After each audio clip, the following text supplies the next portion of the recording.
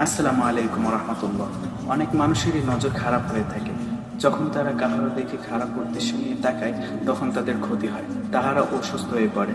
এটাকে বদনজর বলা হয়। বদনজর এটা কোরআন হাদিস দ্বারাই প্রমাণিত। হজরত আয়েশা রাদিয়াল্লাহু তাআলা আনহা থেকে বর্ণিত, রাসূল করিম সাল্লাল্লাহু আলাইহি ওয়াসাল্লাম বলেছেন, তোমরা আল্লাহ তাআলার কাছে বদনজর থেকে আশ্রয় প্রার্থনা করো, কেননা বদনজর সত্য। তাহলে বদনজর থেকে বাঁচার উপায় কি? রাসূল করিম সাল্লাল্লাহু আলাইহি ওয়াসাল্লাম বদনজর থেকে বাঁচার জন্য অনেক দোয়া শিখিয়ে গিয়েছেন। তার মধ্যে থেকে অন্যতম একটি ছোট্ট দোয়া হলো, উঈযুকুমা বিকালিমাতিল্লাহিত তাম্মাতি ওয়া মিন কুল্লি শাইতানিন ওয়া হাম্মাতি ওয়া মিন কুল্লি আইনিন লাম্মা। হযরত ইব্রাহিম আলাইহিস সালাম তার ছেলে ইসহাক আলাইহিস সালাম এবং ইসমাঈল আলাইহিস সালামকে এই দোয়া দ্বারা ঝাড়ফুঁক করতেন।